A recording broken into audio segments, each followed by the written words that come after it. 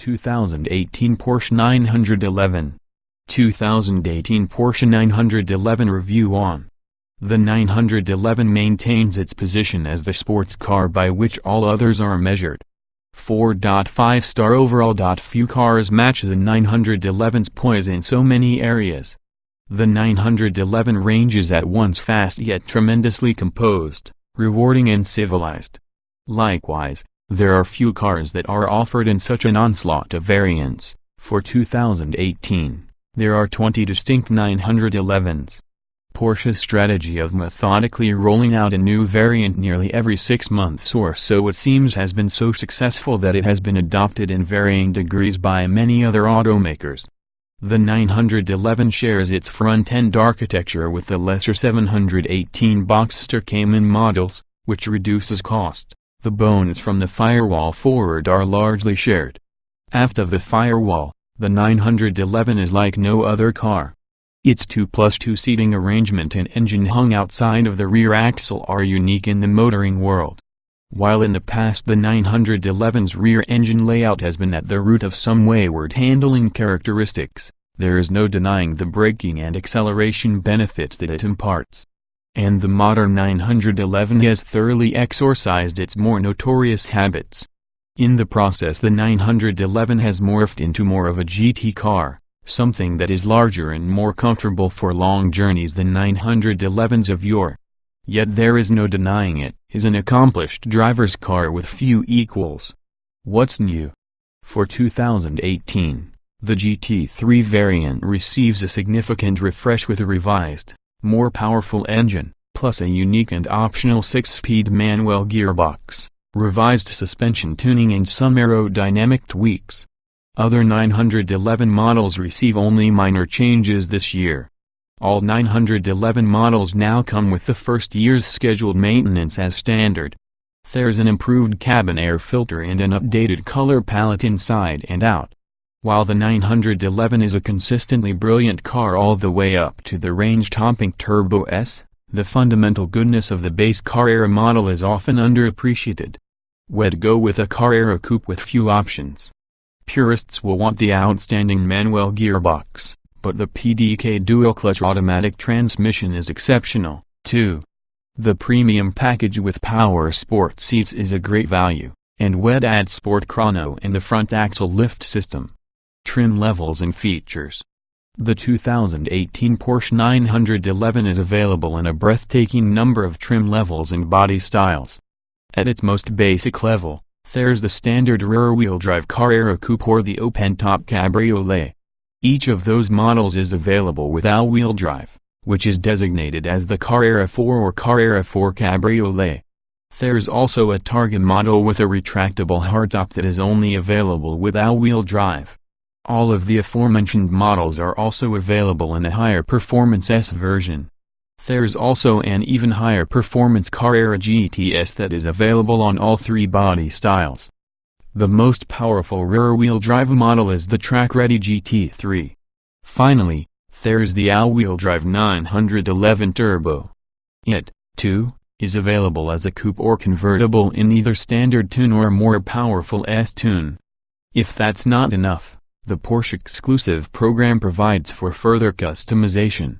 Carrera models are rear-wheel drive coupes and are equipped with a 3.0-liter twin-turbo flat-six engine 370 horsepower, 331 lb-ft. A 7-speed manual gearbox is standard, the PDK dual-clutch automatic is optional.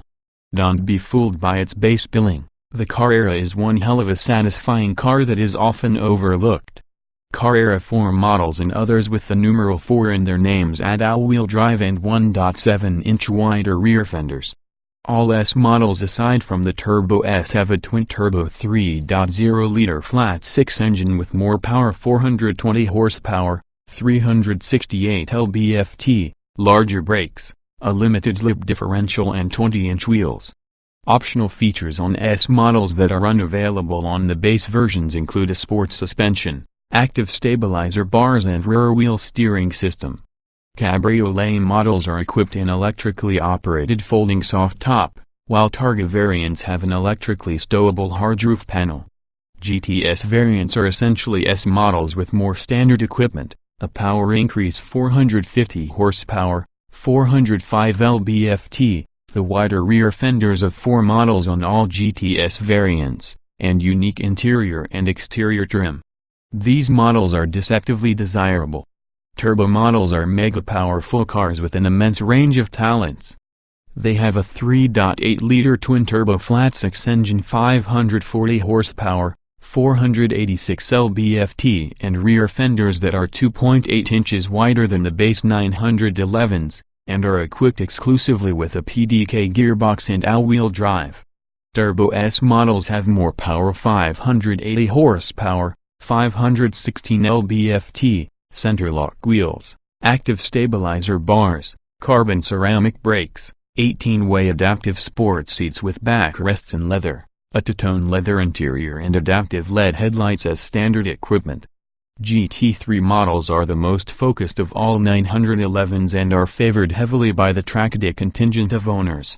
They are exclusively rear-wheel drive coupes that have a non-turbocharged 4.0-liter flat-six engine, 500 horsepower, 339 lb-ft, and a choice of 7-speed PDK or a unique 6-speed manual gearbox.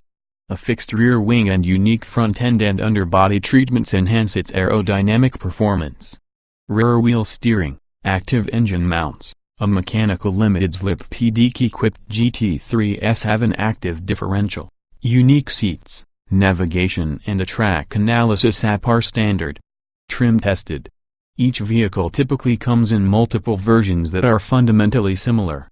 The S in this review are based on our full test of the 2017 Porsche 911 Carrera S Turbo 3.0 liters flat-six, 7-speed dual-clutch automatic, RWD.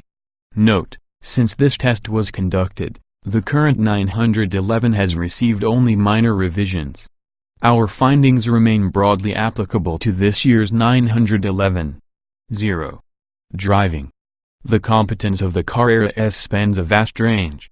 It expertly balances power and high-speed performance with in-town drivability and everyday use. The dual-clutch automatic gearbox is a benchmark, and its acceleration from any speed is seamless. You have to look for turbo lag to find it. Acceleration. In track testing, the Carrera S was blisteringly fast, going from 0 to 60 in just 3.4 seconds, reaching the quarter-mile marker in 11.4 seconds at 121 miles per hour. Part throttle acceleration is impressively robust, too. Few drivers will complain about turbo lag, such as its responsive nature. Braking. Firm pedal with lots of braking power when you're really moving, but the brake sensitivity may require some drivers to adapt their braking style. Our simulated panic stop at the track from 60 miles per hour measured in eye-watering 96 feet. Only a few cars on the road today can stop shorter. Steering. The steering is well weighted everywhere. Rear steer helps with parking and low-speed maneuvers, while high-speed directional changes are light and responsive. There is a bit of a disconnect from driver to front-end action, too, but nothing with modern power steering feels better. Handling. Mid-corner bumps don't faze the Carrera S, and the speed with which you can enter a corner makes you feel pretty heroic, even though the car is doing the work. The Carrera S limits are extremely high. It averaged 1.01 grams on our skid pad and it exhibits virtually zero body roll. Drivability. The 7-speed PDK transmission works its magic in almost every scenario. It's excellent on long uphill grades while also super intuitive on curvy back roads. Automatic and manual mode are equally enjoyable. It's about as drivable as you find while getting this kind of epic performance. Comfort. The standard bearer of comfort among sports cars. Great seats, a firm but forgiving ride and plenty of creature comforts. Road noise with the optional wheels and tires is the sole black mark. Seat comfort. The optional 18-way sport seats' substantial side bolsters provide ample lateral support but don't get in the way of terrific long-distance comfort. A multitude of adjustments will suit even the most finicky driver. Ride comfort. Firm, but won't beat you up on a long trip. Optional adjustable dampers provide a good breadth of firmness. Bumps and ruts are short-lived and extremely well damped. Noise and vibration. It's a relatively quiet ride in the city, but at elevated freeway speeds the optional sport exhaust is audible and there's a constant hum from the high-performance summer tires. We suspect the standard wheels and tires are less aggressive in this regard. Climate control. Air conditioning blows super cold and acts fast. The cabin gets very comfortable very quickly, even on hot days. The optional cooled heated seats operate instantaneously and effectively. Small, complicated, hard-to-find climate controls hurt its score in this category. Interior. Loads of headroom and good forward visibility. Materials quality and driving position are excellent.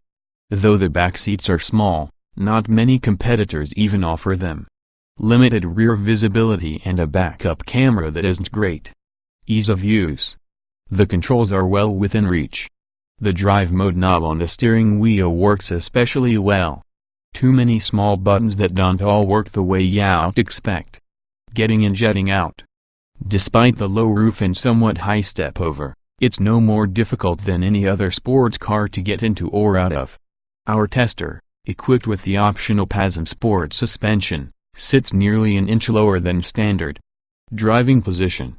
Solid fundamentals of control placement are abetted by a huge range of adjustment in the optional 18-way adjustable front seats and power tilt and telescope steering column.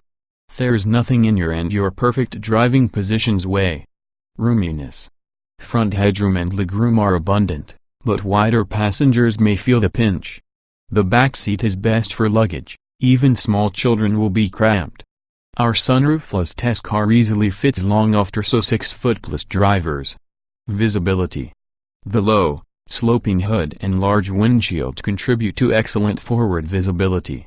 Relatively large rear roof pillar blocks your view of the Porsche's small blind spot. Small mirrors and a small rear window. Excellent parking sensors, the backup camera is acceptable. Quality.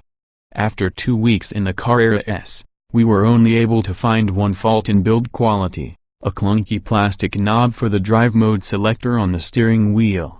Practically everything else is flawless. Excellent materials, tight tolerances and everything you'd expect for the price. Utility.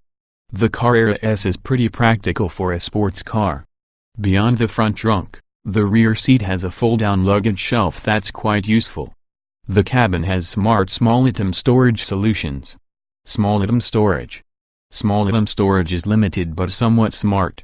The cup holders stow unobtrusively in the dashboard but they are still tiny, the center console isn't very deep but easily swallows a large smartphone and a wallet, and the door pockets are long but shallow. Cargo space. While its 9.1 cubic foot trunk seems small compared to those of rivals, the 911 has a folding rear seat that acts as a large luggage shelf. Combine the two and you've got plenty of space for gear. Most rivals have only 2 seats. Child safety seat accommodation. Under a small Velcro 8-attached patch on the rear seats are 2 easily accessible lower latch points. There's one top anchor on each rear seat. Big child seats just won't fit back there. Even medium-sized ones will have a problem. Even so, several rivals are missing a back seat altogether. Technology. While an improvement on previous systems, the current Porsche Tech interface isn't the most user-friendly on the market. Device integration and voice controls had a few hiccups during our test. Get past those quirks, though, and the system can do all of the basic tasks you'd expect. Audio and navigation. The 8-speaker system is relatively bass-heavy. A 12-speaker Burmester system is optional. The nav screen is lower than preferred, though its pinch-toe zoom feature is excellent and entering destinations is simple. Smartphone integration. Apple CarPlay is standard, which works relatively well once you get it connected but may take a few attempts. The native music system is easy to understand, but it doesn't index music quickly and it doesn't always obey commands. Voice control. Underwhelming voice control. It had a difficult time responding to basic commands, and its menu structure has a steep learning curve. If you've got Siri at your disposal, use that feature instead, it's much more responsive.